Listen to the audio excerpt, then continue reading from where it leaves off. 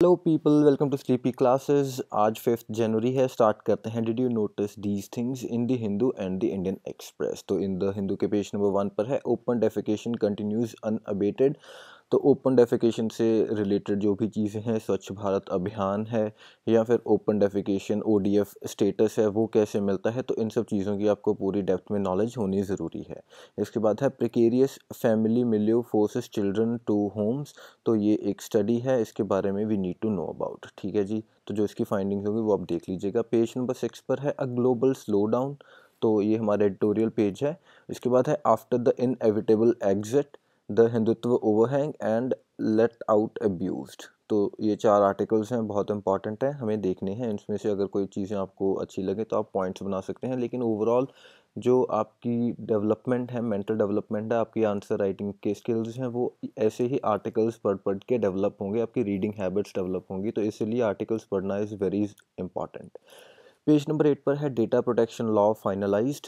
तो data protection से related एक कमेटी है, वो भी, उसकी भी आपको फाइंडिंग्स के बारे में पता होना चाहिए।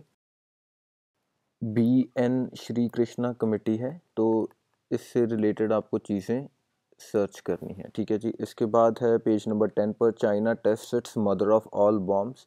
तो अगर आपको याद हो तो रिसेंटली जो यूएस है, उन्होंने अफ़गानिस्तान के किसी एरिया में, रिसेंटली तो नहीं, आई गेस 2 ईयर्स बैक, तो उन्होंने अफ़गानिस्तान के किसी एरिया में मदर ऑफ़ ऑल बम्स जो था वहाँ पर उसको गिराया था। तो वो भी आप सर्च कर सकते हैं चाइना के कॉन्टेक्स्ट में, क्योंकि चाइना ने भी अपना बना लिया है। ठीक है जी।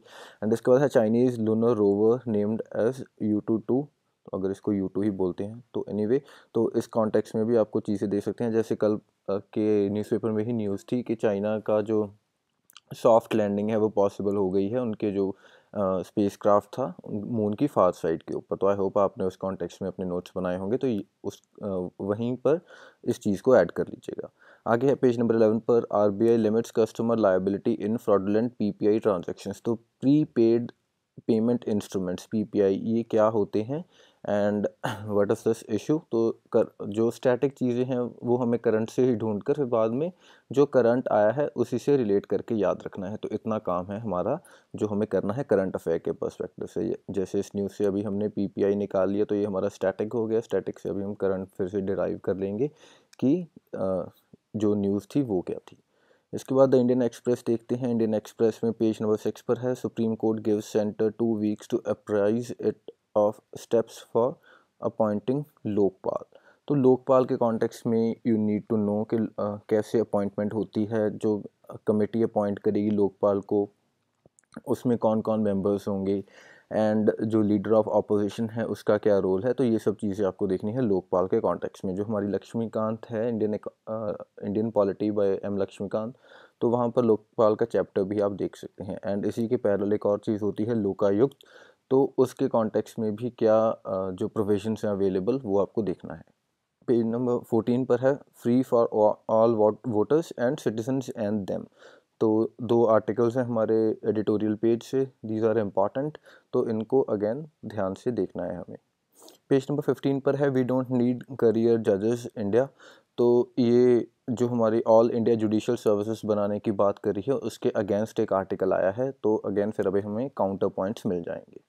इसके बाद है पेज नंबर 17 पर as GST compliance rate takes a hit centre scrambles to locate missing tax payers. तो GST के बाद का जो अभी हमने 2-3 दिन पहले भी देखा था कि काफ़ी गिरावट आ रही है जो GST की कलेक्शंस हो रही हैं, उसमें जो टैक्स की कलेक्शन होनी चाहिए थी, जैसा हमने जो बजट में इमेजिन किया था कि इतनी कलेक्शन होगी, उससे कम हो रही है। तो उस कॉन्टेक्स्ट में ये फर्दर डेवलपमेंट्स होती जा रही हैं। तो these are the articles in that context.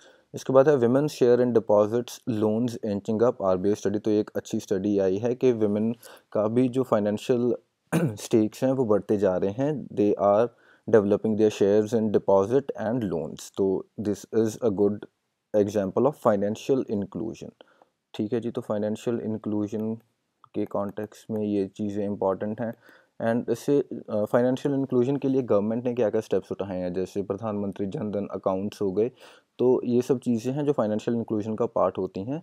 तो वहीं पर आप लिख सकते हैं इसको भी, इस जो ये जो RBI की स्टडी है इसको। एंड इसके बाद है rising GDP not enough to counter sharp rise in CAD. तो करंट अकाउंट डेफिसिट के बारे में आपको पता होना चाहिए।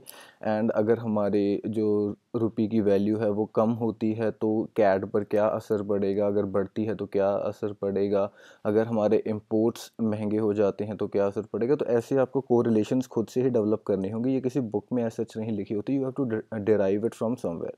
तो इसलिए these things are important. So that is all for today. मिलते हैं अब हम मंडे को। Thank you for watching, bye bye.